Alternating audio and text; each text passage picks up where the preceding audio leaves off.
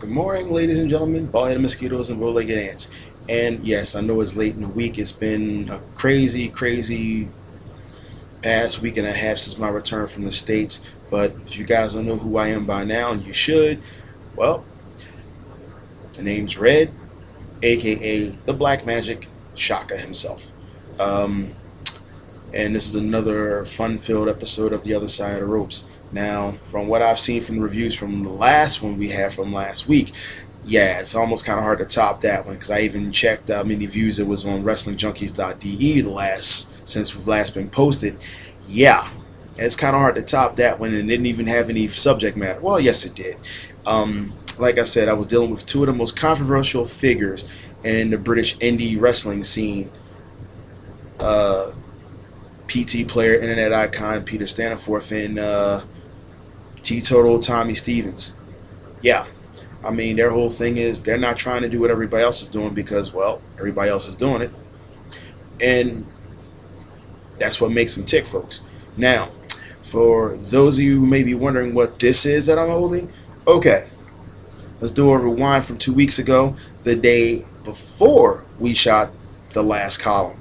Well, it should be no mystery that I went over to UK and I wrestled over in Power Trip Wrestling. First time I debuted in Britain, and it was a title shot. It was myself and Mason Storm, and it was a hard-fought win. Matter of fact, heck, I'm surprised that one of those shots to the chops I took in the middle of the match didn't keep me from drinking. Actually, I gotta hand it to some heavy conditioning considering what I did the night before. It's kind of hard to turn around and pound about 20 some odd rounds of alcohol, go to sleep at 5 in the morning, wake up, and then you still gotta wrestle.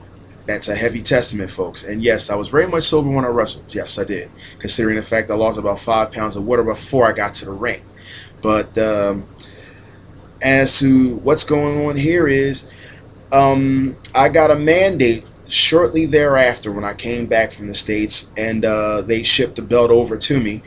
Actually, it's a new belt, and the mandate from the PTW office was this: since I won the title, they gave me clearance to actually defend the title wherever I'm wrestling. It doesn't matter if it's Europe or back in the States until I return to Power Trip Wrestling in the near future. Which basically means, you guessed it, folks, this just went from being a British title to legitimately an international title. Like I said, I don't just win titles, I don't win championships, I make statements. This is the most recent one. Now, moving right along. Let's see. It's been a busy couple of weeks because I pretty much had some crazy matches. The match before the title match, it was Mark Harrow and myself, and believe it or not, I'm actually still feeling that match. Okay, for people who don't realize what the deal is with Harrow, we're kind of parallels. Like I said, I'm a strength and conditioning coach for mixed martial arts. Harrow runs his own MMA school, and the funny thing is, he went in barefoot. I got my wrestling shoes and shin pads on, and yeah, those suckers stink. They do. And people get on me about my kicks. I'm like, well, they'll sting too even if you got leather pads on. That just kind of takes some of the sting. Depends on your background. But like I said, that's where the conditioning comes in, folks. But let's face it, it's wrestling. 9 times out of 10, that sort of thing happens. And if you've been in as long as I have, you live by the sword. It ain't ballet. Seriously. You know, I'll be honest with you. I really can't tell you the last time I can turn around and honestly say I've been in the ring and went in about 100%. I'd say 9 times out of 10, I'm going in about at least, I'd say, well, no, at least 90, no more than 95, maybe 97. I mean, I had to do a match in Pensacola and a tag match this past weekend, and to be honest with you, I'm still feeling the knocks from Britain because, yeah, my elbows are still killing me. Matter of fact, the scabs ain't even healed from the ring rash. Case in point. And I'm not getting any younger, but I'm not complaining. It's not exactly my makeup, but then again, you can blame the military for that. You just suck it up and drive on. But yeah, I really wasn't going to try to shoot a column, but at the same time, I figure I had to make a few formalities here and there, and I'd be out of sorts if I didn't shoot because I do it every week. I'm just a few days off. But case in point, the thing I failed to mention is the next time someone sees this belt is in about a couple of weeks, because I have to defend this in a three-way in Vegas for NCAA Pro. And yeah, that means I get a rematch of sorts with my co-host from Top Rope Radio, Johnny Logan. I'm defending against him and a young guy named Danny Havoc, which has a very, very high mohawk. So I'm debating on whether or not I should bring my clippers. Just saying. But yeah, since it is a title, they gave me the clearance in the NCAA Pro office. If I so choose to defend the title, well, what kind of champion would I be if I said no? There you go. That's how you spread the word, folks. Otherwise, there's no point in me actually winning the darn thing if I'm not going to defend it until I go back. Hello. But anyway, this is going to be a short one because actually it's been a crazy emotional roller coaster over the past 2 weeks of some stuff I had to deal with. But we're not going to get into it. Like I said, it's personal. But other than that, we've got a hurricane incoming, so we get to buckle down and brace ourselves for that as well. Yeah, Irene is coming, and we don't mean good night.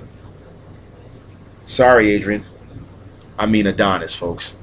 But on that note, we get some quick shout-outs. My little brother Xavier Faith from over in New York. Of course, my partner Johnny Logan out in Vegas. His little brother Jesse Logan down in Jersey. Yeah. 38 Proof is worldwide. You got the 215 Empire, Blackie, Tyreno, Mac Daddy Ron Starr, and the Empress herself, Simply Divine. You've got D-Line down in D.C. You've got, oh boy. Of course, you got the internet icon, Petey Staniforth. You got Tommy Stevens. You got the whole beat. You got the whole British crew. You got the Belgian crew. I'm working to the left this time, folks. I got my boy Bull. I got Lori. I got Dr. Gangrene. Homeless Tom, Jack Demento, Wendy Alossery, Enderdad. My boys, my frat brothers over in Holland, Rico Bushido, Tommy N, Uncle Vito, Mr. Destructo.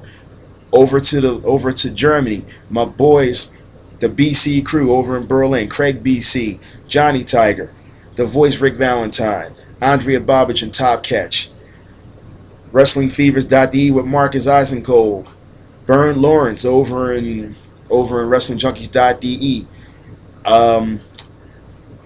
The Berlin crew, my girl Susie in Dresden, my play daughter Silvana. Love you guys. Big greats and big ups. Anybody I forgot, don't worry, it's a long list. If I missed you here, I'll get the rest of you on the next column. And on that note, on a short record time of less than 7 to 8 minutes, this is Red. I will see you on the flip side. And yeah, we're going to brace ourselves for Hurricane Irene. In the meantime, I'm going to enjoy some air conditioning and chill out. I'm out. Peace.